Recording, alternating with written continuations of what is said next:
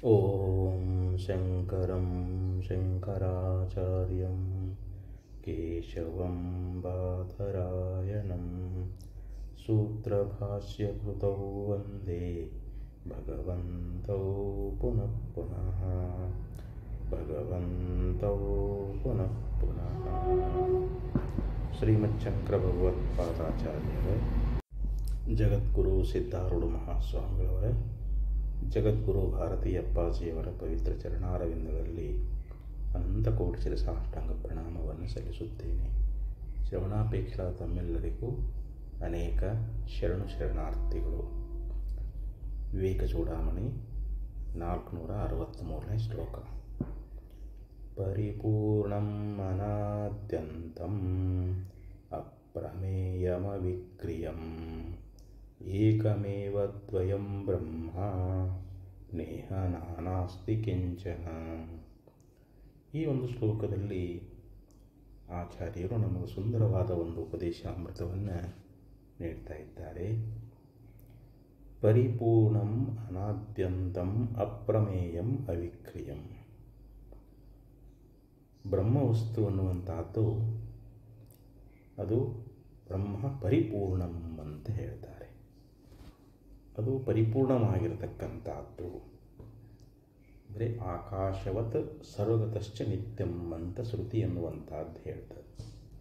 ಆಕಾಶ ಅನ್ನುವಂಥದ್ದು ಎಲ್ಲ ಕಡೆಯಲ್ಲಿ ಹೆಂಗೆ ಪೂರ್ಣವಾಗಿದೆಯೋ ಆಕಾಶದಂತೆ ಆ ಬ್ರಹ್ಮವಸ್ತು ಅನ್ನುವಂಥದ್ದು ಪರಿಪೂರ್ಣವಾಗಿರತಕ್ಕಂಥದ್ದು. ಆಕಾಶ ನೋಡಿ ಎಲ್ಲ ಕಡೆಯಲ್ಲಿ ತುಂಬಿಕೊಂಡದು. ನೀವು ಯಾವ ದೇಶಕ್ಕೆ ಹೋದ್ರೂ ಕೂಡ ಇರುವಂಥ ಆಕಾಶ ಒಂದೇ.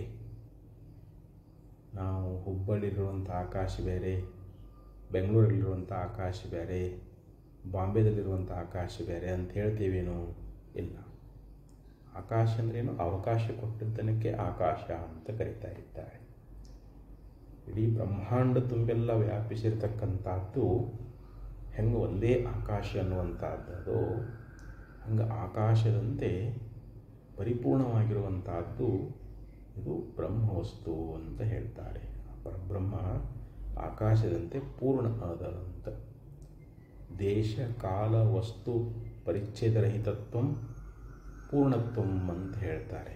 ಯಾವುದಕ್ಕೆ ಪೂರ್ಣ ಅಂತ ಕರೀತಾರ ಅಂತಂದ್ರೆ ದೇಶ ಕಾಲ ವಸ್ತು ಪರಿಚ್ಛೇದ ರಹಿತ ಅಂತ ಹೇಳಿದರು. ಒಂದು ದೇಶಕ್ಕೆ ಒಳಪಟ್ಟಿರಬಾರ್ದು. ಅಂದರೆ ಒಂದು ದೇಶದಲ್ಲಿದ್ದು ಒಂದು ದೇಶದಲ್ಲಿ ಇಲ್ಲ ಅಂತ ಹೇಳಿಸ್ಕೊಳ್ಬಾರ್ದು. ಕಾಲ ಅಂದ್ರೆ ಒಂದು ಕಾಲದಲ್ಲಿದ್ದು ಇನ್ನೊಂದು ಕಾಲದಲ್ಲಿ ಇಲ್ಲ ಅಂತ ಹೇಳಿಸ್ಕೊಂಡಿರಬಾರ್ದು. ಮತ್ತು ಎಲ್ಲ ವಸ್ತುಗಳಲ್ಲಿ ಅನಿಶ್ಚಿತವಾಗಿರಬೇಕು. ಈ ಹೆಂಗೆ ನಾವು ಘಟ ಪಟ ಆನೆ ಹಿಂಗೆ ಅನೇಕ ವಸ್ತುಗಳನ್ನು ನಾವು ಕಲ್ಪಿಸ್ತೀವಿ, ಹಂಗೆ ಅದು ಆ ವಸ್ತುಗಳಂತೆ ಭಿನ್ನ ಭಿನ್ನ ಎಲ್ಲ ವಸ್ತುಗಳಲ್ಲಿ ಕೂಡ್ಕೊಂಡಿರ್ಬೇಕು. ಅದಕ್ಕೆ ದೇಶ ಕಾಲ ವಸ್ತು ಪರಿಚ್ಛೇದ ರಹಿತತ್ವಂ ಅಂತ ಹೇಳಿದರು. ಗಗನಾದಿಗಳು ತನ್ನೊಳಗೆದ ಕಾರಣದಿಂದ ಮಿಗೆ ಪೂರ್ಣ ಪದವಿಂತು ಬಗೆಶಂಭುಲಿಂಗವೇ ಅಂತ ಹೇಳ್ತಾರೆ. ಶ್ರುತಿ ಏನು ಹೇಳ್ಕೊಂಡು ಬಂತು? ತಸ್ಮಾದ್ವಾ ತಸ್ಮಾದ್ ಆತ್ಮನ ಆಕಾಶ ಸಂಭೂತ ಆಕಾಶಾದ್ವಾಯು ವಾಯುರಗ್ನಿ ಅಗ್ನೇರಾತ್ಮ ಅಭ್ಯ ಪೃಥಿವಿ ಅಂತ ಶ್ರುತಿ ಹೇಳ್ತದೆ.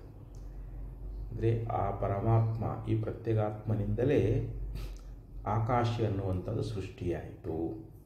ಮತ್ತು ಅದರಿಂದ ವಾಯು ಸೃಷ್ಟಿಯಾಯಿತು, ವಾಯುವಿನಿಂದ ಅಗ್ನಿ ಸೃಷ್ಟಿಯಾಯಿತು, ಅಗ್ನಿಯಿಂದ ಜಲ ಸೃಷ್ಟಿಯಾಯಿತು, ಜಲದಿಂದ ಪೃಥ್ವಿ, ಪೃಥ್ವಿಯಿಂದ ಔಷಧಿಗಳು, ಅನ್ನ, ಇವೆಲ್ಲ ಆ ಪರಮಾತ್ಮನಿಂದಲೇ ಸೃಷ್ಟಿಯಾಗಿದ್ದಾವೆ ಅಂತ ಶ್ರುತಿಗಳು ಹೇಳಿಕೊಂಡು ಬರುವುದರಿಂದ ಅದು ಗಗನಾದಿಗಳು ತನ್ನೊಳಗೆದ ಕಾರಣದಿಂದ, ತನ್ನೊಳು ಅಂತಂದರೆ ಪ್ರತ್ಯೇಕಾತ್ಮ ಆ ಪರಬ್ರಹ್ಮ ಸ್ವರೂಪನಾಗಿರ್ತಕ್ಕಂಥ ತನ್ನಿಂದಲೇ ಎಲ್ಲ ಪಂಚಭೂತಾದಿಗಳು ಭೌತಿಕವಾಗಿರ್ತಕ್ಕಂಥ ಈ ಸೃಷ್ಟಿ ಎನ್ನುವಂಥದ್ದಾಗಿರುವುದರಿಂದ ಇವೆಲ್ಲದಕ್ಕಿಂತಲೂ ಪರಿಪೂರ್ಣನಾಗಿರ್ತಕ್ಕಂಥವನು ಪರಮಾತ್ಮ ಅಂತ ಸಿದ್ಧ ಆಗ್ತದೆ. ಆದ್ದರಿಂದ ಇಲ್ಲಿ ಪರಿಪೂರ್ಣಂ, ಆ ಬ್ರಹ್ಮ ಅನ್ನುವಂಥದ್ದು ಪರಿಪೂರ್ಣವಾಗಿರ್ತಕ್ಕಂಥದ್ದು. ಅನಾದಿ ಅಂತಂ, ಮತ್ತು ಅದು ಅನಾದಿ ಅಂದರೆ ಆದಿ ಇಲ್ಲದ್ದು. ನ ಆದಿ ಯಸ್ಯ ಸಹ, ಯಾವುದಕ್ಕೆ ಉತ್ಪತ್ತಿ ಎನ್ನುವಂಥದ್ದಿಲ್ಲವೋ, ಯಾವುದು ಸೃಷ್ಟಿಯಾಗಿಲ್ಲವೋ ಅದು ಅನಾದಿ ಅಂತ ಹೇಳಿಸಿಕೊಡ್ತದೆ. ಜಗತ್ತಿನಲ್ಲಿರುವಂಥ ಯಾವ್ಯಾವ ವಸ್ತುಗಳನ್ನು ನೋಡ್ತೇವೆ ಎಲ್ಲವೂ ಕೂಡ ಉತ್ಪತ್ತಿಯಾಗಿದೆ. ಒಂದು ಮನೆ ಕಟ್ತೀವಿ, ಬೈಲಿತ್ತು, ಆ ಬೈಲೊಳಗೆ ಒಂದು ಮನೆ ಕಟ್ಟಿದ್ದೀವಿ ಅಥವಾ ಒಂದು ಮಠ ಕಟ್ಟಿದ್ದೀವಿ ಅಂದರೆ ಅಲ್ಲಿ ಮನೆ ಉತ್ಪತ್ತಿಯಾಯಿತು ಅಂತ. ಕೊನೆಗೆ ಒಂದು ದಿವಸ ಬಿದ್ದು ಹೋಗ್ತದೆ. ಯಾವುದು ಹುಟ್ಟಿರ್ತದೋ ಅದು ನಾಶ ಆಗ್ತದೆ. ದೇಹ ತಾಯಿ ಗರ್ಭದಿಂದ ಹುಟ್ಟಿ ಬಂದದ ಅಂತಂದ್ರೆ ಇದು ಆಯುಷ್ಯ ಮುಗಿದ ಮೇಲೆ ಈ ಶರೀರ ಅನ್ನುವಂಥದ್ದು ಬಿದ್ದು ಹೋಗ್ತದೆ. ನಮ್ಮ ಆಯುಷ್ಯ ಎಷ್ಟು ಇರ್ತೈತೋ ಅಷ್ಟು ದಿವಸ ಮಾತ್ರ ನಾವು ಈ ಭೂಮಿ ಮ್ಯಾಗಿರ್ತೀವಿ. ಆಯುಷ್ಯ ಮರುಕ್ಷಣದಲ್ಲಿಯೇ ನಾವು ಈ ಶರೀರವನ್ನು ಬಿಟ್ಟು ತೊಲಗ್ತಾ ಇದ್ದೀವಿ. ಹಂಗೆ ಶರೀರಕ್ಕೆ ಜಾತಸ್ಯ ಹಿ ಧ್ರುವ ಮೃತ್ಯು ಅಂತ ಹೇಳ್ತಾರೆ. ಹುಟ್ಟಿದ್ದು ಒಂದು ದಿವಸ ಸಾಯಲೇಬೇಕು. ಆದರೆ ಬ್ರಹ್ಮವಸ್ತು ಅನ್ನುವಂಥದ್ದು ಅದಕ್ಕೆ ಉತ್ಪತ್ತಿನೂ ಇಲ್ಲ, ಅದಕ್ಕೆ ಅಂತ್ಯವೂ ಕೂಡ ಇಲ್ಲ. ಅದು ಉತ್ಪತ್ತಿ ನಾಶರಹಿತವಾಗಿರತಕ್ಕಂಥದ್ದು. ಅದಕ್ಕೆ ಅನಾದಿ ಅನಂತಂ ಅಂತ ಹೇಳ್ತಾರೆ. ಅನಾದ್ಯನಂತಂ ಅಂತ ಹೇಳಿದರು. ಯಾವುದು ಆದಿ ಅಂತರಹಿತವಾಗಿದೆಯೋ ಅದು ಬ್ರಹ್ಮವಸ್ತು. ಯಾಕೆ ಈ ಸೃಷ್ಟಿನೂ ಕೂಡ ಈ ನಾವು ನೋಡ್ತಕ್ಕಂಥ ನಾಮರೂಪ ಜಗತ್ತು ಕೂಡ ಇದು ಸೃಷ್ಟಿ ಆಗ್ಯದ, ಇದು ಉತ್ಪತ್ತಿ ಆಗ್ಯದ. ಇದು ಪ್ರಳಯ ಅನ್ನುವಂಥದ್ದು. ಪ್ರಳಯ ಕಾಲದಲ್ಲಿ ಈ ಜಗತ್ತನ್ನುವಂತಹದ್ದು ಬ್ರಹ್ಮದಲ್ಲಿ ಲೀನಾಗಿ ಹೋಗಿಬಿಡುತ್ತದೆ. ಆದ್ದರಿಂದ ಇದು ಬ್ರಹ್ಮವಸ್ತು ಅನ್ನುವಂಥದ್ದು ಈ ಪೃಥ್ವಿಯಲ್ಲಿ ತೋರ್ತಕ್ಕಂಥ ವಸ್ತುಗಳಂತೆ ಅದು ಉತ್ಪತ್ತಿನೂ ಆಗಿಲ್ಲ, ಅದಕ್ಕೆ ಅಂತ ಅಂದ್ರೇನು ನಾಶವೂ ಕೂಡ ಇಲ್ಲ ಅಂತ. ಅಪ್ರಮೇಯಂ ಮತ್ತದು ಪ್ರತ್ಯಕ್ಷಾದಿ ಪ್ರಮಾಣಗಳಿಗೆ ಅದು ನಿಲುಕ್ತದೇನು? ಈ ಜಗತ್ತಿನಲ್ಲಿರುವಂಥ ವಸ್ತುಗಳನ್ನು ನಾವು ಪ್ರತ್ಯಕ್ಷ ಪ್ರಮಾಣದಿಂದ ಅರಿತೀವಿ, ಅನುಮಾನ ಪ್ರಮಾಣದಿಂದ ಅರಿತೀವಿ. ಉಪಮಾನ, ಶಾಬ್ದ, ಅನುಪಲಬ್ಧಿ, ಹೀಗೆ ಇಲ್ಲಿ 6 ಪ್ರಮಾಣಗಳದಾವೆ. ಈ 6 ಪ್ರಮಾಣಗಳಿಂದ ಈ ಪರಬ್ರಹ್ಮ ವಸ್ತುವನ್ನು ಅರಿಲಿಕ್ಕೆ ಬರ್ತದೇನು ಅಂತಂದರೆ ಇಲ್ಲ. ಕೆಲವೊಂದು ಅನುಮಾನ ತಿಳ್ಕೊಳ್ತೀವಿ. ಈಗ ಪ್ರತ್ಯಕ್ಷವೆಂದರೆ ನಮ್ಮ ಇಂದ್ರಿಯಜನ್ಯ ಜ್ಞಾನ, ಇಂದ್ರಿಯಗಳಿಗೂ ವಿಷಯಗಳಿಗೂ ಸಂಯೋಗ ಆದಾಗ ಆ ವಸ್ತುಗಳ ಜ್ಞಾನ. ಉದಾಹರಣೆಗೆ ಕಣ್ಣಿನಿಂದ ಆನೆಯನ್ನು ನೋಡ್ತೀವಿ, ಬೆಟ್ಟವನ್ನು ನೋಡ್ತೀವಿ, ಇನ್ನೂ ಅನೇಕ ಪಶು ಪಕ್ಷಿಗಳನ್ನು ನೋಡ್ತೀವಿ. ಇವೆಲ್ಲ ಪ್ರತ್ಯಕ್ಷವಾಗಿ ನೋಡಿ ಆ ವಸ್ತುಗಳ ಜ್ಞಾನ ಮಾಡ್ಕೋತೀವಿ. ಅನುಮಾನ ಅಂತಂದರೆ ಪರ್ವತು ವನ್ಯಮಾನ್ ಧೂಮಾತ್ ಅಂತ ಹೇಳ್ತಾರೆ. ಬೆಟ್ಟದೊಳಗೆ ಆ ಹೊಗೆಯನ್ನು ನೋಡಿ, ದೂರದಲ್ಲಿ ಹೊಗೆಯನ್ನು ನೋಡಿ ನಾವೇನಂತೀವಿ, ಓಹೋ ಆ ಪರ್ವತದಲ್ಲಿ ಬೆಂಕಿ ಇದೆ ಅಂತ. ಅದು ಪ್ರತ್ಯಕ್ಷ ಕಾಣ್ತಾ ಇಲ್ಲ, ಅನುಮಾನ ಮಾಡಿ ತಿಳ್ಕೊಳ್ತಾ ಇದ್ದೀವಿ. ಇನ್ನು ಉಪಮಿತಿ, ಉಪಮಾನ ಪ್ರಮಾಣ. ಈಗ ಒಬ್ಬ ದೇವದತ್ತದಾನ ಅಂತ ತಿಳ್ಕೊಳ್ರಿ. ಅವನಂತೆ ಇನ್ನೊಬ್ಬ ದೇವದತ್ತನಂತೆ ಮತ್ತೊಬ್ಬ ದೇವದತ್ತ ಅದಾನ ಅಂತ ನಾವು ತಿಳ್ಕೊಳ್ಳುವಾಗ ಅವನ ಸಾದೃಶ್ಯ ಅಂತ. ಉಪಮಾನ ಅಂತಂದ್ರೆ ಈಗ ಚಂದ್ರಮುಖಿ ಅಂತ ಕರೀತಾರೆ. ಚಂದ್ರನಂತೆ ಮುಖವುಳ್ಳವಳು ಯಾವಳು, ಅವಳಿಗೆ ಚಂದ್ರಮುಖಿ ಅಂತ ಕರೆದರು. ಅಂದರೆ ಹೋಲಿಕೆ ಕೊಡೋದು. ಉಪಮಾನ ಅಂತಂದ್ರೆ ಏನು? ಹೋಲಿಕೆಯನ್ನು ಕೊಟ್ಟು ಹೇಳುವುದು. ಹಂಗೆ ಇಲ್ಲಿ ಬ್ರಹ್ಮವಸ್ತು ಅನ್ನುವಂಥದ್ದು ಅದು ಪ್ರತ್ಯಕ್ಷ ಪ್ರಮಾಣಕ್ಕೂ ವಿಷಯ ಅಲ್ಲ, ಅನುಮಾನ ಪ್ರಮಾಣಕ್ಕೂ ವಿಷಯ ಅಲ್ಲ, ಉಪಮಾನ ಪ್ರಮಾಣಕ್ಕೂ ವಿಷಯ ಅಲ್ಲ. ಇನ್ನು ಶಬ್ದ ಪ್ರಮಾಣ. ಈಗ ಒಬ್ಬ ತನ್ನ ಮಗನಿಗೆ ಹೇಳ್ತಾನೆ, ನೋಡಪ್ಪ ಆ ಒಂದು ಆಕಳ ಕರುವನ್ನು ಹೊಡ್ಕೊಂಡು ಬಾ ಅಂತ ಹೇಳಿದ. ಆ ಒಬ್ಬ ವ್ಯಕ್ತಿ ನಿಂತಿದ್ದಾನೆ. ತಂದೆ ಹೇಳೋದಷ್ಟೇ ತಡ, ಮಗು ಏನು ಮಾಡಿದ, ಮಗ ಹೋಗಿ ಆಕಳ ಕರ ತೊಗೊಂಡು ಬಂದ. ಅವ ನಿಂತ ವ್ಯಕ್ತಿ ಅಂದ್ಕೊಂಡ, ಓಹೋ ಗೋಮಾನಯ ಅಂತಂದರೆ ಆಕಳನ್ನು ತೆಗೆದುಕೊಂಡು ಬರುವುದು ಅಂದರೆ ಆ ಶಬ್ದವನ್ನು ಕೇಳಿ ಆಕಳ ತರುವಂಥ ಕ್ರಿಯೆಯನ್ನು ನೋಡಿ ಈ ವಾಕ್ಯಕ್ಕೂ ಈ ಅರ್ಥ ಅಂತ ಇದಕ್ಕೆ ಶಬ್ದ ಪ್ರಮಾಣ ಅಂತ ಕರೀತಾ ಇದ್ದಾರೆ. ಅದಕ್ಕಿನ್ನ ಅರ್ಥಾಪತ್ತಿ ಅನುಪಲಬ್ಧಿ ಅಂತ ಮತ್ತೆರಡು ಪ್ರಮಾಣಗಳದಾವೆ. ಅರ್ಥದ ಆಪತ್ತಿ ಅಂದರೆ ದೇವದತ್ತ ದಿವಾನ ಭೂಂತೆ ಅಂತಂದ. ದೇವದತ್ತ ಹಗಲು ಹೊತ್ತಿನಾಗ ಊಟ ಮಾಡೋದಿಲ್ಲ ಅಂತಂದ. ಆದರೆ ಅವನು ಭಾಳ ದಷ್ಟಪುಷ್ಟ ಇದ್ದ, ಅವನ ಶರೀರ ಭಾಳ ಸ್ಥೂಲವಾಗಿತ್ತು.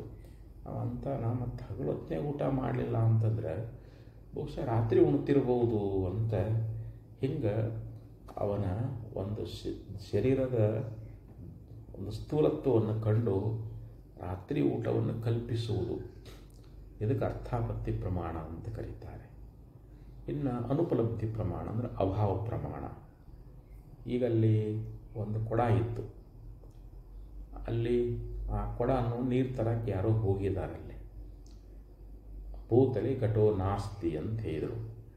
ಅಂದರೆ ಆ ಭೂಮಿ ಮೇಲೆ ಕೊಡ ಇಲ್ಲ, ಅದರಲ್ಲಿ ಅದರ ಅಭಾವ ಅದ ಅಂತ. ಅಂದರೆ ಕೊಡ ಎಲ್ಲೋ ಒಯ್ದಾರ ಅಂತ ನಾವು ತಿಳ್ಕೊಳ್ಳೋದು ಅಭಾವ ಪ್ರಮಾಣ. ಹಂಗೆ ಈ 6 ಪ್ರಮಾಣಗಳು ಈ ಜಗತ್ತಿನೊಳಗೆ ವ್ಯವಹರಿಸಲ್ಪಡ್ತಾ ಇದ್ದಾವೆ. ನಾಮರೂಪವಾದ ಪ್ರಪಂಚದಲ್ಲಿ ಈ 6 ಪ್ರಮಾಣ ನಡೀತಾ ಇದ್ದ ಹೊರತು ಪರಮಾತ್ಮ ಅಪ್ರಮಾಣನಾಗಿದ್ದಾನೆ. ಅದಕ್ಕೆ ಅಪ್ರಮೇಯಂ ಅಂತ ಹೇಳಿದರು. ಯಾವ ಪ್ರಮಾಣಗಳಿಗೂ ನಿಲುಕುವಂಥವನಲ್ಲ ಅಂತ. ಅದಕ್ಕೆ ಅಪ್ರಮಾಣ ಕೂಡಲ ಸಂಗಮ ದೇವ ಅಂತಲೂ ಹೇಳ್ಕೊಂಡು ಬರ್ತಾ ಇದ್ದಾರೆ. ಅವಿಕ್ರಿಯಂ. ಮತ್ತು ಆತ್ಮ ವಿಕಾರ ಹೊಂದುತ್ತಾನೇನೋ ಅಂತಂದರೆ ಇಲ್ಲ. ಈ ಶರೀರ ಇದು ಷಡ್ಭಾವಿಕಾರದಿಂದ ಕೂಡಿಕೊಂಡದ. ಅಸ್ಥಿತೆ, ಜಾಯತೆ, ವರ್ತತೆ, ಅಪರಿಣಮತೆ, ಅಪಕ್ಷೀಯತೆ, ವಿನಶ್ಯತಿ, ಹಿಂಗೆ 6 ಪ್ರಮಾಣಗಳು ಈ ನಮ್ಮ ಶರೀರಕ್ಕದ 6 ವಿಕಾರಗಳು. ಆದರೆ ಆತ್ಮ ಅನ್ನುವಂಥವನು ಅವನು ವಿಕಾರರಹಿತನಾಗಿದ್ದಾನೆ. ಅವನಲ್ಲಿ ಯಾವುದೇ ವಿಕಾರ ಅನ್ನುವಂಥದ್ದಿಲ್ಲ. ಯಾಕಂದರೆ ಅವನಿಗೆ ದೇಹ ಅನ್ನೋದಿಲ್ಲ, ಅವನಿಗೆ ಇಂದ್ರಿಯಾದಿಗಳು ಅನ್ನೋದಿಲ್ಲ, ಅವನಿಗೆ ಅಂತಃಕರಣ ಅನ್ನುವಂಥದ್ದಿಲ್ಲ. ಶರೀರ ಇಂದ್ರಿಯಾದಿಗಳು ಇರುವಲ್ಲಿ ನಾವು ವಿಕಾರವನ್ನು ಹೇಳಬಹುದು. ಆದರೆ ಆತ್ಮನಿಗೆ ಯಾವುದೇ ವಿಕಾರ ಅನ್ನುವಂಥದ್ದು ಇಲ್ಲ. ಏಕಂ ಏವ. ಏಕಂ ಏವ ಅನ್ನೋದರಿಂದ ಸಜಾತಿಯ ಭೇದವನ್ನು ಬ್ರಹ್ಮನಲ್ಲಿ ಹೇಳಲಿಕ್ಕೆ ಬರುವುದಿಲ್ಲ ಅಂತ. ಅಂದರೆ ಬ್ರಹ್ಮದಂತೆ ಮತ್ತೊಂದು ಬ್ರಹ್ಮ ಇದ್ದದ್ದಾದರೆ ಆವಾಗ ಸಜಾತಿಯ ಭೇದವನ್ನು ಹೇಳಲಿಕ್ಕೆ ಬರ್ತಿತ್ತು. ಇರೋದು ಒಂದೇ ಬ್ರಹ್ಮ. ಆ ಒಂದು ಬ್ರಹ್ಮದೊಳಗೆ ಸಜಾತಿ ಭೇದ ಹೇಳಕ್ಕೆ ಬರ್ತದೇನೋ. ಈಗ ನಮ್ಮ ಶರೀರದೊಳಗೆ ಕೈ ಕಾಲು ಎಲ್ಲ ಅದಾವು. ಇವಕ್ಕೆ ಸ್ವಗತ ಭೇದ ಅಂತ ಕರೀತಾರೆ. ತಲೆನೇ ಬೇರೆ, ಕೈಯ ಬೇರೆ, ಕಾಲುಗಳು ಬೇರೆ. ಸ್ವಗತ ತನ್ನಲ್ಲಿ ಹೊಂದಿರತಕ್ಕಂಥ ಭೇದಕ್ಕೆ ಸ್ವಗತ ಭೇದ ಅಂತ ಕರೆದು. ನಮ್ಮ ಶರೀರದಂತೆ ಇನ್ನೊಂದು ಶರೀರ ಇದ್ದದ್ದಾದರೆ ಅದಕ್ಕೆ ಸಜಾತಿಯ ಭೇದ ಅಂತ ಕರೀತಾರೆ. ಮತ್ತು ವಿಜಾತಿಯ ಭೇದ ಅಂತಂದರೆ ನಮ್ಮ ಶರೀರ ಪ್ರಾಣಿಗಳ ಶರೀರ ಬೇರೆ ಬೇರೆ ಅದಾವ ನೋಡಿದ್ದು ವಿಜಾತಿಯ ಭೇದ. ಹಿಂಗೆ ಬ್ರಹ್ಮದೊಳಗೆ ಸಜಾತಿ ವಿಜಾತಿ ಸ್ವಗತ ಭೇದ ಹೇಳಿಕ್ಕೆ ಬರ್ತದೇನು ಅಂತಂದರೆ ಇಲ್ಲ. ಅದು ಏಕಮೇವ ಅದ್ವಿತೀಯವಾಗಿರುವುದರಿಂದ ಬ್ರಹ್ಮದೊಳಗೆ ಸ್ವಗತಾದಿ ಯಾವ ಭೇದಗಳು ಇಲ್ಲ ಅಂತ. ಅದಕ್ಕೆ ಇಲ್ಲಿ ಏಕಂ ಏವ ಅನ್ನೋದ್ರಿಂದ ಸಜಾತಿಯ ಭೇದ ಇಲ್ಲದ್ದು. ಅದ್ವಯಂ ಅಂದರೆ ವಿಜಾತಿ ಭೇದ ಅನ್ನುವಂಥದ್ದಿಲ್ಲ. ಈ ಒಂದು ಮಾವಿನ ಮರ ಅದ, ಒಂದು ಬೇವಿನ ಮರ ಅದ, ಅದು ವಿಜಾತಿಯ ಭೇದ ಆಯಿತು. ಮಾವಿನ ಮರದಂತೆ ಇನ್ನೊಂದು ಮಾವಿನ ಮರ ಇದ್ದರೆ ಅದು ಸಜಾತಿಯ ಭೇದ ಆಗ್ತದೆ. ಹಿಂಗೆ ಬ್ರಹ್ಮದೊಳಗೆ ಬ್ರಹ್ಮವನ್ನು ಬಿಟ್ಟು ಮತ್ತೊಂದು ಏನೂ ಇಲ್ಲ. ಜಗತ್ತೈತಲ್ಲ ಅಂತಂದ್ರೆ ಈ ಜಗತ್ತು ಕಾಲ್ಪನಿಕವಾಗಿರುವಂಥದ್ದು. 3 ಕಾಲದಲ್ಲಿ ಅಬಾಧಿತವಾಗಿರ್ತಕ್ಕಂಥ ವಸ್ತು ಬ್ರಹ್ಮ ವಸ್ತು ಒಂದೇ. ಆದ್ದರಿಂದ ಇಲ್ಲಿ ವಿಜಾತಿ ಭೇದ ಅನ್ನುವಂಥದ್ದಿಲ್ಲದ್ದು. ಇಹ ನಾನಾ ಕಿಂಚನ ನ ಅಸ್ತಿ. ಬ್ರಹ್ಮದೊಳಗೆ ನಾನತ್ವ ಅನ್ನುವಂಥದ್ದು ಸ್ವಲ್ಪ ಆದರೂ ಅದೇನು ಅಂತಂದ್ರೆ ಇಲ್ಲ. ಬ್ರಹ್ಮ ಅನ್ನುವಂಥದ್ದು ಅದರಲ್ಲಿ ನಾನತ್ವ ಅನ್ನುವಂಥದ್ದು ಇಲ್ಲ. ಕಿಂಚನ ಅಂತಾರೆ. ಸ್ವಲ್ಪವೂ ಕೂಡ ನಾನತ್ವವನ್ನು ಬ್ರಹ್ಮದಲ್ಲಿ ಹೇಳಲಿಕ್ಕೆ ಆಗುವುದಿಲ್ಲ. ಯಾಕಂದರೆ ಇರುವುದದು ಒಂದೇ ವಸ್ತುವಾಗಿರುವುದರಿಂದ ಅಲ್ಲಿ ನಾನತ್ವದ ಕಲ್ಪನೆ ಅನ್ನುವಂಥದ್ದು ಬರೋದಿಲ್ಲ ಅಂತ ಹೇಳ್ತಾ ಇದ್ದಾರೆ. ಆದ್ದರಿಂದ ಇಲ್ಲಿ ಬ್ರಹ್ಮ, ಯಾಕಂದರೆ ನಾವು ಜಗತ್ತಿನಲ್ಲಿ ನಾನತ್ವವನ್ನು ನೋಡ್ತೇವೆ. ಯಾಕಂದರೆ ಅನೇಕ ನದಿಗಳದಾವು, ಭೂಮಿ ಇದೆ, ಆಮೇಲೆ ಮರಗಳದಾವು, ಬೆಟ್ಟಗಳದಾವು, ಮಾನವರದಾರ, ಪಶು ಪಕ್ಷಿಗಳು, ಇವೆಲ್ಲ ಭಿನ್ನ ಭಿನ್ನವಾಗಿ ನಮಗೆ ತೋರ್ತಾ ಇದ್ದಾವೆ. ಆದರೆ ವಾಸ್ತವಿಕವಾಗಿ ಈ ನಾಮರೂಪಾತ್ಮಕವಾಗಿರ್ತಕ್ಕಂಥ ಜಗತ್ತು ಇದು ಅದಕ್ಕೆ ಏಕಮೇವ ಅದ್ವಿತೀಯ ಆತ್ಮಲ್ಲಿ ತೋರ್ಪ ಲೋಕರಂಜನೆಯು ಕಾಲ್ಪನಿಕ ವೈಸೆ ಅಂತ ಹೇಳ್ತಾರೆ. ಆ ಸ್ವಗತ ಸಜಾತಿ ವಿಜಾತಿ ಭೇದರಹಿತವಾಗಿರ್ತಕ್ಕಂಥ ಬ್ರಹ್ಮದಲ್ಲಿ ತೋರುವಂಥ ಈ ಜಗತ್ತು ಇದು ಕಲ್ಪನೆಯಿಂದ ಕೂಡ್ಕೊಂಡದ, ವಾಸ್ತವಿಕವಾಗಿದೆ ಇಲ್ಲದ್ದು ಅಂತ. ಇರೋದೇನು ಅಂದರೆ ಇದಕ್ಕೆ ಆಧಾರ ಅಧಿಷ್ಠಾನವಾಗಿರತಕ್ಕಂಥ ಬ್ರಹ್ಮವಸ್ತು ಒಂದೇ ಸತ್ಯವಾಗಿರುವುದರಿಂದ ಇಲ್ಲಿ ನಾನತ್ವಕ್ಕೆ ಅವಕಾಶವೇ ಇಲ್ಲ. ಬ್ರಹ್ಮದೊಳಗೆ ಇಲ್ಲಿ ನಾನತ್ವ ಅನ್ನುವಂಥದ್ದು ಅದೇನು ಅಂತಂದರೆ ಸ್ವಲ್ಪವೂ ಕೂಡ ಇಲ್ಲ ಅಂಥೇಳಿ ಈ ಒಂದು ಶ್ಲೋಕದಲ್ಲಿ ಆಚಾರ್ಯರು ಉಪದೇಶ ಮಾಡ್ಕೊಂಡು ಬಂದರು. ಇನ್ನು ಮತ್ತೆ ಮುಂದಿನ ಶ್ಲೋಕದಲ್ಲಿ ಹೇಳ್ತಾರೆ, ಸದ್ಗಣಂ ಚಿದ್ಗಣಂ ನಿತ್ಯಮಾನಂದ ಘನಂ ಅಕ್ರಿಯಂ ಏಕಮೇವಾದ್ವಯಂ ಬ್ರಹ್ಮ ನೇಹ ನಾನಾಸ್ತಿ ಕಿಂಚನ. ಸದ್ಗಣಂ, ಆ ಬ್ರಹ್ಮವಸ್ತು ಅನ್ನುವಂಥದ್ದು ಸದ್ಘನಂ ಅಂದರೆ ಸತ್ ಶರೀರವುಳ್ಳದ್ದು, ಅಂದರೆ ಸದ್ರೂಪವಾಗಿರುವಂಥದ್ದು. ಸದ್ರೂಪ ಅಂತ ಯಾವುದಕ್ಕೆ ಕರೀತಾರೆ ಅಂತಂದರೆ ತ್ರಿಕಾಲ ಅಬಾಧಿತ್ವಂ ಸದ್ರೂಪತ್ವಂ ಅಂತ ಕರೆದರು.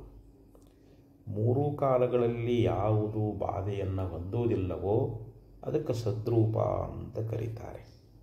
ಹಂಗೆ ಬ್ರಹ್ಮವಸ್ತು ಅನ್ನುವಂಥದ್ದು ವರ್ತಮಾನ ಕಾಲದಲ್ಲಿ ಆಗಲಿ, ಭಾವಿ ಕಾಲದಲ್ಲಿ ಆಗಲಿ, ಭೂತಕಾಲದಲ್ಲಿ ಆಗಲಿ, ಮೂರೂ ಕಾಲದಲ್ಲಿ ಅದು ಬಾಧೆಯನ್ನು ಹೊಂದುತ್ತದೇನೋ, ಅದು ನಾಶ ಆಗ್ತದೇನೋ ಅಂತಂದ್ರೆ ಆಗೋದಿಲ್ಲ.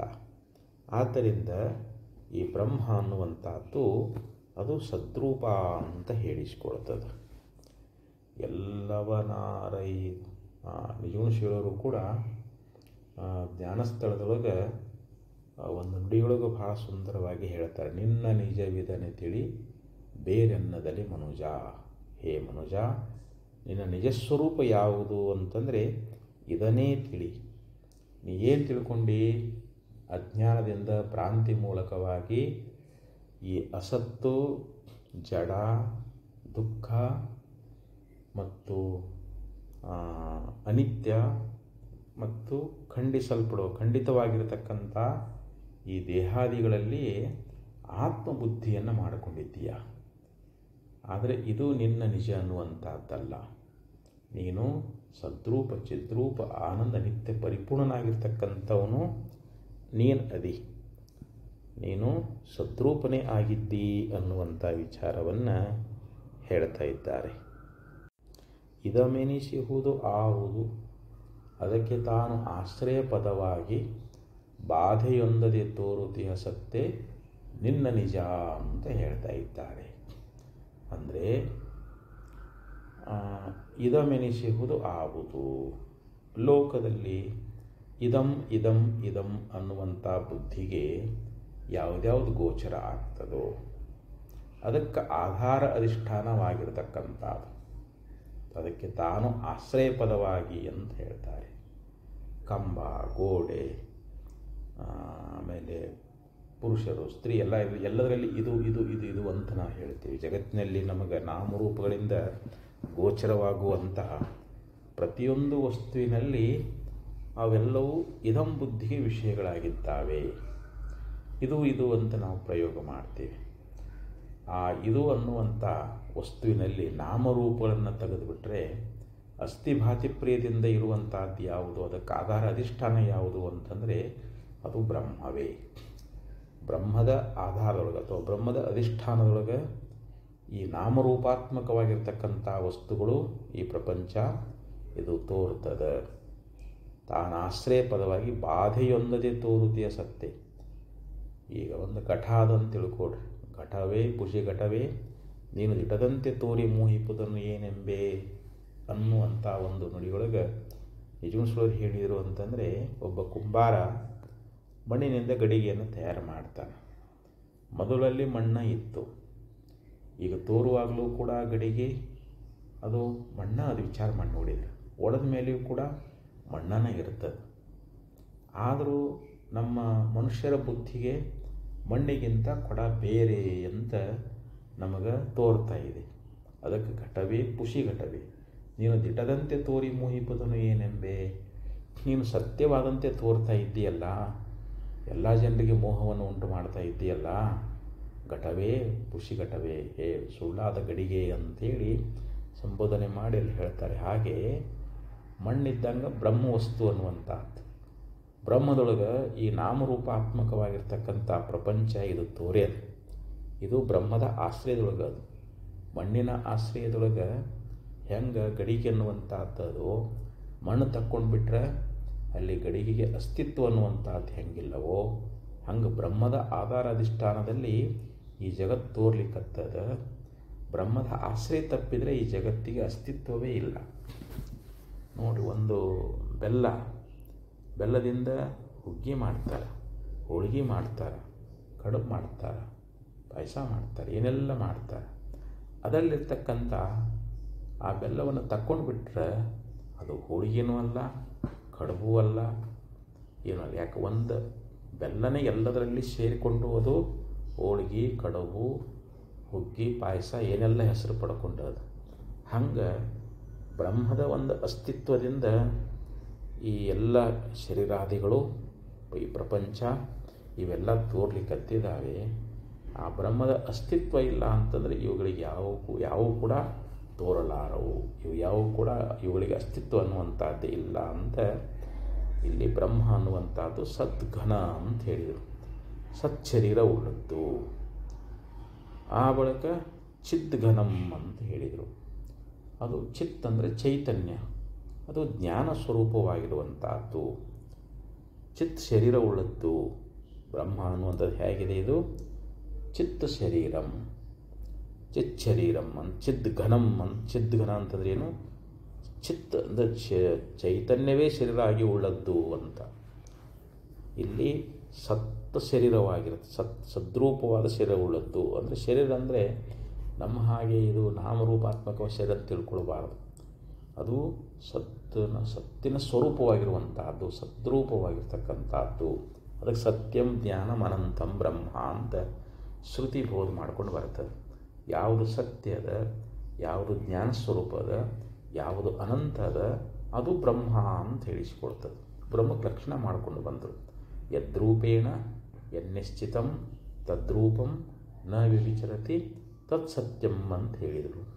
ಯಾವ ಸ್ವರೂಪದಿಂದ ಯಾವ ವಸ್ತು ನಿರ್ಣಯ ಆಗಿದೆಯೋ ಅದು ತನ್ನ ಸ್ವರೂಪವನ್ನು ಬದಲಾಯಿಸಲಿಲ್ಲ ಅಂತಂದರೆ ಅದಕ್ಕೆ ಸತ್ ಅಂತ ಕರೀತಾ ಇದ್ದಾರೆ ಅಂತ ಶ್ರುತಿ ಹೇಳ್ಕೊಂಡು ಬರ್ತದೆ. ಆದ್ದರಿಂದ ಇಲ್ಲಿ ಈ ಬ್ರಹ್ಮವಸ್ತು ಅನ್ನುವಂಥದ್ದು ಅದು ಕೇವಲ ಸತ್ ಶರೀರ ಉಳ್ಳದ್ದು, ಚಿತ್ ಶರೀರ ಉಳ್ಳದ್ದು, ನಿತ್ಯಂ. ನಿತ್ಯಂ ಅಂದರೆ ಯಾವಾಗಲೂ ಇರುವಂತಹದ್ದು. ಅದು ನಿತ್ಯವಾದ ಮತ್ತು ಆನಂದವಾಗಿರ್ತಕ್ಕಂಥ ಆನಂದಘನಂ, ಆನಂದ ಶರೀರವುಳ್ಳದ್ದು. ನಿತ್ಯವೂ ಆನಂದ ಶರೀರವುಳ್ಳದ್ದು ಅದು ಪರಬ್ರಹ್ಮ ಅಂತ ಹೇಳಿಸಿಕೊಳ್ತದೆ. ಅಂದರೆ ಸತ್ತು ಚಿತ್ತು ಆನಂದ ಸ್ವರೂಪವಾಗಿರುವಂಥದ್ದು ಯಾವುದು ಅಂತಂದರೆ ಈ ಪರಬ್ರಹ್ಮ ವಸ್ತು. ಆ ಪರಬ್ರಹ್ಮ ವಸ್ತು ಅನ್ನುವಂಥದ್ದು ಮೂರೂ ಕಾಲದಲ್ಲಿರುವಂತಹದ್ದು ಮತ್ತು ಎಲ್ಲವನ್ನು ಅರಿತಕ್ಕಂಥದ್ದು. ಅಲುಪ್ತ ಪ್ರಕಾಶತ್ವಂ ಚಿದ್ರೂಪತ್ವಂ ಅಂತ ಕರೀತಾರೆ. ಯಾವ ಸ್ವರೂಪಕ್ಕೆ ಲೋಪ ಅನ್ನುವಂಥದ್ದಿಲ್ಲವೋ, ಯಾವ ಅರು ಯಾವತ್ತೂ ವಿಕಾರವನ್ನು ಹೊಂದುವುದಿಲ್ಲವೋ, ಅಂದರೆ ಯಾವಾಗಲೂ ಅರಿಯುವಂಥದ್ದು. ಈಗ ನೋಡ್ರಿ, ಸೂರ್ಯ ಆಗಲಿ, ಚಂದ್ರ ಆಗಲಿ, ಅಗ್ನಿ ನಕ್ಷತ್ರಾದಿಗಳಾಗಲಿ ಇವೆಲ್ಲವೂ ಬ್ರಹ್ಮನ ಪ್ರಕಾಶವನ್ನೇ ಪಡ್ಕೊಂಡು ಇವೆಲ್ಲ ಬೆಳಗುತ್ತಾ ಇದ್ದಾವೆ. ನತತ್ರ ಸೂರ್ಯೋ ಭಾತಿ ನ ಚಂದ್ರ ತಾರಕಂ ನೇಮಾವಿದಿತೋ ಮ ಕುತೋಯಮಗ್ನಿ ತಮೇವ ಭಾಂತಮನುಭಾತಿ ಸರ್ವಂ ತಸ್ಯ ಭಾಷಾ ಸರ್ವಮಿದಂ ವಿಭಾತಂ ಅಂತ ಶ್ರುತಿ ಹೇಳ್ತದೆ. ಆ ಬ್ರಹ್ಮವನ್ನು ಸೂರ್ಯ ಬೆಳಗಲಾರ, ಚಂದ್ರ ಬೆಳಗಲಾರ, ನಕ್ಷತ್ರಾದಿಗಳು ಬೆಳಗಲಾರವು. ಕುತೋಯಮಗ್ನಿ, ಇನ್ನು ಅಗ್ನಿ ಬೆಳಗ್ತಾನೆ ಅಂತ ಹೇಳಿದ್ರಲ್ಲಿ ಏನಿದೆ? ಅಗ್ನಿಯೂ ಕೂಡ ಬೆಳಗಲಾರ. ತಮೇವ ಭಾಂತಮನುಭಾತಿ ಸರ್ವಂ ಅಂದರೆ ಆ ಪರಬ್ರಹ್ಮದ ಪ್ರಕಾಶವನ್ನೇ ಪಡ್ಕೊಂಡು ಇವೆಲ್ಲವೂ ಪ್ರಕಾಶವುಳ್ಳವುಗಳಾಗಿದ್ದಾವೆ. ಅಂಥ ಸ್ವಯಂ ಪ್ರಕಾಶವಾಗಿರತಕ್ಕಂಥದ್ದು ಬ್ರಹ್ಮವಸ್ತು. ಮತ್ತು ಇದು ಆನಂದ ಸ್ವರೂಪ. ಆನಂದೋ ಬ್ರಹ್ಮೇತಿ ವ್ಯಜಾನಾತ್. ಆನಂದವೇ ಬ್ರಹ್ಮ ಅಂತ ಶ್ರುತಿಗಳು ನಮಗೆ ಬೋಧ ಮಾಡ್ತಾ ಇದ್ದಾವೆ. ಆನಂದ ರೂಪವಾದ ಬ್ರಹ್ಮದಿಂದಲೇ ಎಲ್ಲ ಸೃಷ್ಟಿ ಎನ್ನುವಂಥದ್ದಾಗ್ಯದ. ಆನಂದ ಸ್ವರೂಪವಾದ ಬ್ರಹ್ಮದ ಅಸ್ತಿತ್ವದೊಳಗನೆ ಈ ಜಗತ್ತು ತೋರ್ತಾ ಇದೆ. ಕೊನೆಗೆ ಆನಂದ ಸ್ವರೂಪವಾದ ಬ್ರಹ್ಮದಲ್ಲಿಯೇ ಈ ಲಯವನ್ನು ಪಡೀತದೆ. ಅದಕ್ಕೆ ಬ್ರಹ್ಮ ಅಂತ ಅನುಸಂಧಾನ ಮಾಡುವಂಥ ಶ್ರುತಿ ಎನ್ನುವಂಥದ್ದು ಹೇಳಿಕೊಂಡು ಬಂದದ್ದು. ತೋವಾ ಶ್ರುತಿಯಲ್ಲಿ ಆನಂದಾದ್ದೇವ ಖಲ್ವಿಮಾನೇ ಭೂತಾನಿ ಜಾಯಂತಿ ಆನಂದೇನ ಜಾತಾನಿ ಜೀವಂತಿ ಆನಂದಂ ಯತ್ ಪ್ರಭಿಶಂಸಂತಿ ತದ್ಬ್ರಹ್ಮ ತದ್ವಿಜಿಜ್ಞಾಸಸ್ವ ಅಂಥೇಳಿ ಹಿಂಗೆ ಶ್ರುತಿ ಎನ್ನುವಂಥದ್ದು ಹೇಳ್ಯದ. ಆದ್ದರಿಂದ ಆನಂದ ಶರೀರವುಳ್ಳದ್ದು ಯಾವುದು? ಬ್ರಹ್ಮ. ಅಕ್ರಿಯಂ ಮತ್ತು ನಿಷ್ಕ್ರಿಯವಾಗಿರತಕ್ಕಂಥದ್ದು. ಬ್ರಹ್ಮದಲ್ಲಿ ಅದು ಅದ್ವಯವಾಗಿರುವುದರಿಂದ ಅದು ನಿಷ್ಕ್ರಿಯವಾಗಿರ್ತಕ್ಕಂಥದ್ದು. ನಿಷ್ಕ್ರಿಯ ಅಂದರೆ ಏನು? ಅದು ಏಕ, ಅದು ಒಂದೇ ಅದ ಮತ್ತು ಅದ್ವಯ ಆಗೈತಿ. ಆದ್ದರಿಂದ ಅದು ನಿಷ್ಕ್ರಿಯವುಳ್ಳದ್ದು ಅಂತ ಹೇಳ್ತಾ ಇದ್ದಾರೆ. ಈ ಪ್ರಕಾರವಾಗಿ ಬ್ರಹ್ಮದೊಳಗೆ ನಾನತ್ವ ಅನ್ನುವಂಥದ್ದು ಸ್ವಲ್ಪ ಆದರೂ ಅದೇನು ಏಕಮೇವ ಅದ್ವಿತೀಯವಾಗಿರುವಂಥದ್ದು.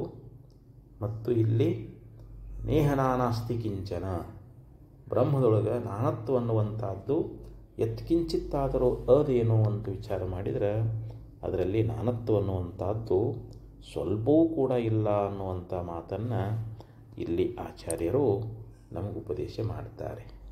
ಮತ್ತೆ ಒಂದು ಶ್ಲೋಕದಲ್ಲಿ ಹೇಳ್ತಾರೆ, ಪ್ರತ್ಯಗೇಕರಸಂ ಪೂರ್ಣಂ ಅನಂತಂ ಸರ್ವತೋಮುಖಂ ಏಕಮೇವ ಅದ್ವಿತೀಯಂ ಬ್ರಹ್ಮ ನೇಹನಾನಾಸ್ತಿ ಕಿಂಚನ. ಬೃಹದ್ ರೂಪತ್ವಾದ್ ಬ್ರಹ್ಮ ಇತ್ಯುಚ್ಯತೆ ಅಂತ. ಬ್ರಹ್ಮ ಅಂದ್ರೆ ಎಲ್ಲದಕ್ಕಿಂತಲೂ ಯಾವುದು ದೊಡ್ಡದೋ ಅದಕ್ಕೆ ಬ್ರಹ್ಮ ಅಂತ ಕರೀತಾ ಇದ್ದಾರೆ. ಅಂಥ ಬ್ರಹ್ಮ ವಸ್ತು ಅನ್ನುವಂಥದ್ದು ಪ್ರತ್ಯಕ್ ಅಂತ ಎಲ್ಲ ಶರೀರದ ಒಳಗೆ ಇರತಕ್ಕಂಥದ್ದು. ಅದು ಸ್ಥೂಲವಾದ ಜಡವಸ್ತುಗಳಂತೆ ಕಾಣುವಂಥದ್ದಲ್ಲ. ಅದು ಪರಿಪೂರ್ಣ ಸಾಮಾನ್ಯ ಚೇತನ, ವಿಶೇಷ ಚೇತನ ಅಂತ ಕರೀತಾರೆ.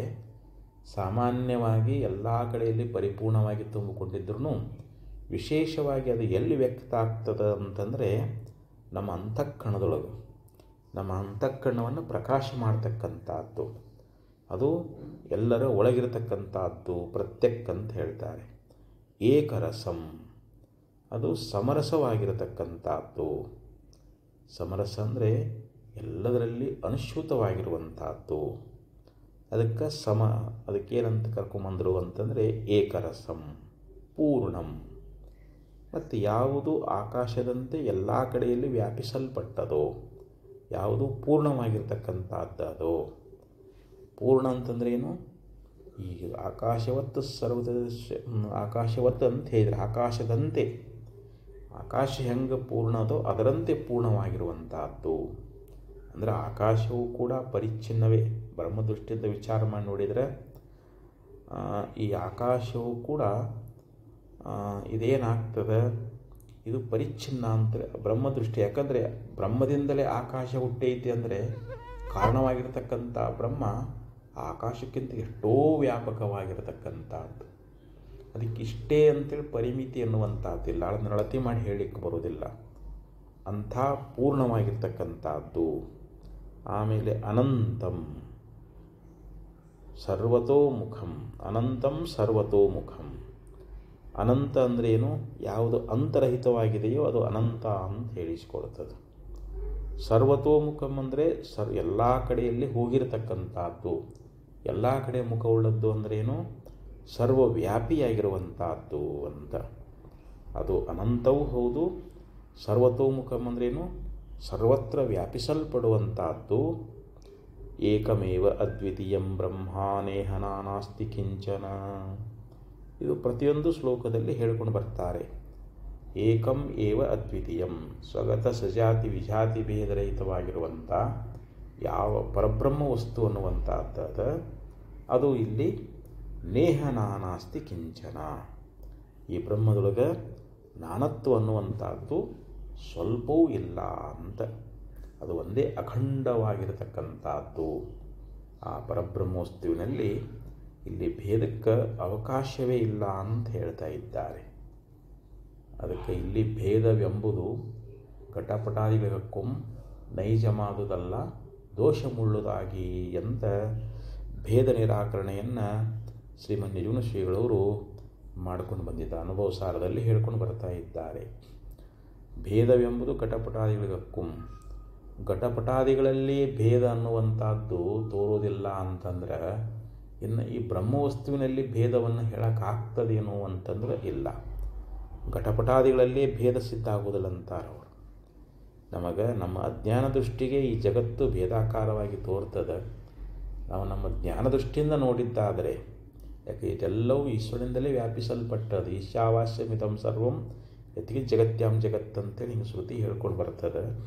ಅಂಥ ಏಕಮೇವ ದ್ವಿತೀಯವಾಗಿರ್ತಕ್ಕಂಥ ಬ್ರಹ್ಮವಸ್ತುವೇ ಇಲ್ಲಿ ಯಥಾರ್ಥ, ಅದೇ ಸತ್ಯವಾಗಿರುವಂಥದ್ದು.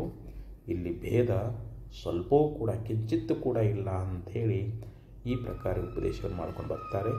ಮತ್ತೆ ಮುಂದಿನ ಶ್ಲೋಕ ಅದರಲ್ಲಿ ನಾಳೆ ವಿಚಾರ ಮಾಡೋಣ ಅಂತ ಹೇಳ್ತಾ 2 ನುಡಿ ಸದ್ಗುಚರಕ್ಕೆ ಅರ್ಪಿಸಿ ವಿರಮಿಸ್ತಾ ಇದ್ದೇನೆ. ಓಂ ತತ್ಸತ್.